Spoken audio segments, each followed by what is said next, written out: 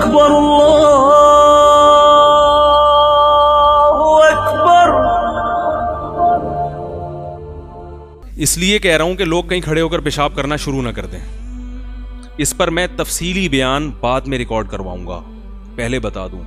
فی الحال صرف اتنا سمجھیں کھڑے ہو کر پیشاب کرنا سنت نہیں ہے. نہا رسول اللہ صلی اللہ علیہ وسلم عن البول قائما او کما قال صلی اللہ علیہ وسلم. نبی صلی اللہ علیہ وسلم نے کھڑے ہو کر پیشاب کرنے سے منع کیا. اس میں صحابہ کے اقوال بھی بہت سارے ہیں جن کو یہ کہتے ہیں حدیث ہے. صحابہ کا قول بھی کیا ہے؟ حدیث ہے. تو وہ بھی بہت سارے ہیں.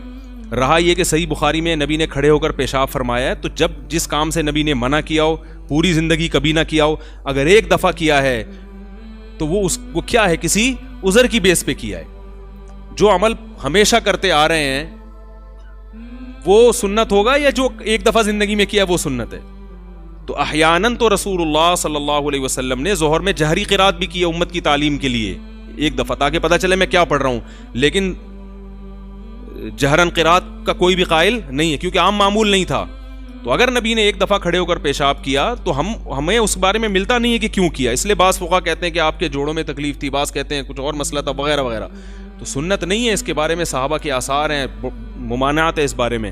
ہاں یہ کہہ سکتے ہیں کہ کوئی عذر ہو تو کر سکتے ہیں, جیسے نبی صلی اللہ علیہ وسلم کو یقیناً کوئی عذر ہوگا جو ایک دفعہ آپ نے ایسا کیا.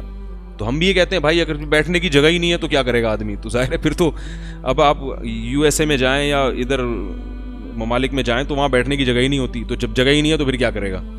تو وہ تو مجبوری ہے. تو سنت نہیں ہے, سنت بیٹھ کے پیشاب کرنا ہے. پوری امت کا یہ تواتر سے چلا آ رہا ہے. تو مسائل علماء سے پوچھا کریں, مفتیان کرام سے پوچھا کریں. کھڑے ہو کر پانی پینا بھی سنت نہیں ہے, یہ بھی ذہن میں رکھیں. بیٹھ کے پانی پینا سنت ہے. نہا رسول اللہ صلی اللہ علیہ وسلم عن الاکل والشرب قائما. آپ صلی اللہ علیہ وسلم نے قائما کھڑے ہو کر کھانے سے بھی منع کیا اور پینے سے بھی منع کیا. اس کے خلاف ایک روایت ہے حضرت علی نے کھڑے ہو کر پانی پیا ہے. وہ بھی ہم یہ کہتے ہیں اس لیے کہ لوگ اس میں غلو کرنے لگے تھے, اس کو فرض و واجب سمجھنے لگے تھے, ان کا یہ زام توڑنے کے لیے. اور عبداللہ بن عمر سے جو روایت ہے یہ کہتے ہیں ان کو حدیث نہیں آتی ہے, حدیث ہی نہیں آتی ہے. ٹھیک ہے نا. تو وہ سارے ان کو آتی ہی نہیں بزرگوں کو حدیثیں. وہ جو مرد اور عورت کی نماز میں فرق ہے نا, اس میں جو میں نے کہا حدیث, تو وہ عبداللہ بن عمر کا قول مجھے معلوم تھا اور پچھلے بیان میں وہ اس کا حوالہ بھی دے چکا تھا. تو عبداللہ بن عمر سے مروی ہے, فرماتے ہیں ہم نبی کے دور میں چلتے پھرتے کھاتے بھی تھے اور پیتے بھی تھے. چلتے پھرتے کھاتے بھی تھے اور پیتے بھی تھے.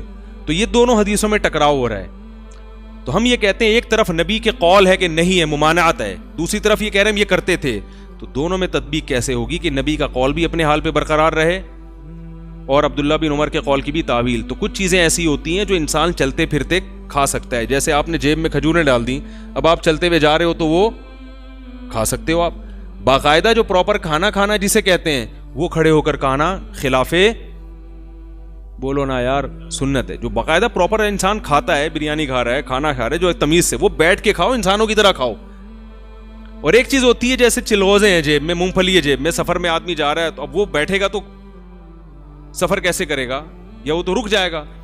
تو عبداللہ بن عمر کا قول اس قسم کی چیزوں کے بارے میں ہے کہ ایسی چیزیں, یعنی اس قسم کی, تاکہ اس سے دونوں قسم کے قول کی کیا ہو جاتی ہے تطبیق.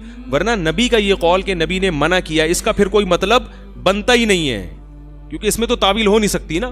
تو بیٹھ کے کھانا سنت ہے. کوئی عذر ہو تو آپ کھڑے ہو کر کھا سکتے ہیں, یہ حاصل کلام کا نکلے گا. عبداللہ بن عمر کا مطلب ہے کوئی عذر ہو, ہم یہ کر لیا کرتے تھے, اگرچہ اس میں عذر کا ذکر نہیں ہے, لیکن اس کی تعویل یہی ہوگی تاکہ مرفوع حدیث میں اور موقوف حدیث میں مطابقت ہو جائے. اور صحابہ کا صدیوں سے تابعین تبع تابعین کا جو عملی تواتر چلا آ رہا ہے سب تمیز سے. یہ تو انگریزوں کے آنے کے بعد کھڑے ہو کے کھانا شروع کیا لوگوں نے, اس سے پہلے سب شرافت سے کیسے کھاتے تھے, بیٹھ کے کھاتے تھے. اچھا, انہوں نے ایک اور بات کی ہے کہ بیٹھ کے پیشاب کرنا, کھڑے ہو کر پیشاب کرنا بھی سنت ہے سوائے عورتوں کے. اب سوال پیدا ہوتا ہے کہ عورتوں کے لیے کیوں بھائی؟ لقد کان لکم فی رسول اللہ اسوۃ حسنہ, قرآن میں آتا ہے تمہارے لیے نبی کی زندگی میں کیا ہے, نمونہ ہے. تو ہر چیز میں ہے نا, تو پھر خواتین کو آپ نے مستثنا کیوں کر دیا؟ اگر آپ اس پہ کوئی عقلی دلیل دیتے ہیں, عقلی دلیل, تو ایک طرف آپ کہتے ہیں دلیل صرف قرآن و حدیث ہے, دلیل صرف کیا ہے, قرآن و حدیث ہے. دوسری طرف آپ اپنی عقلی ممکن ہے کوئی کہ اس سے عورتیں اگر کھڑے ہو کر پیشاب کریں گی تو چھینٹوں سے نہیں بچ سکتی ہے بھائی, چھینٹوں سے نہیں بچ سکتی. تو ایسے طریقے بہت سارے ہیں اس زمانے میں کہ وہ کھڑے ہو کر پیشاب کریں. وہ تو مرد بھی اگر چھینٹوں سے نہ بچ سکے تو اس کو تو آپ ناجائز کہتے ہو. تو اس میں تو پھر یہ آپ کو قید لگانی پڑے گی, اگر چھینٹوں سے نہیں بچ سکتی تو ناجائز ہے, چھینٹوں سے بچ سکتی ہے تو کیا ہے, جائز ہے. اور اگر آپ کو اس کی حیا کے خلاف ہے تو ہم بھی کہتے ہیں عورتوں کا سرین اوپر کر کے سردہ کرنا یہ حیا کے بولو بھائی خلاف. اللہ اکبر اللہ